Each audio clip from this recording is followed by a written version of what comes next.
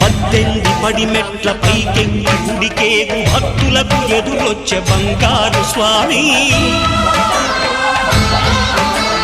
ఇరుముడులు స్పృశించి శుభమును దీవించి జన బృందముల చేరే జగమేలు స్వామి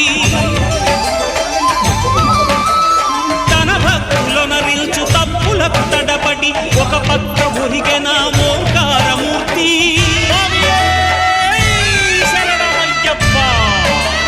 స్వాములందరూ తనకు సాయము కాగా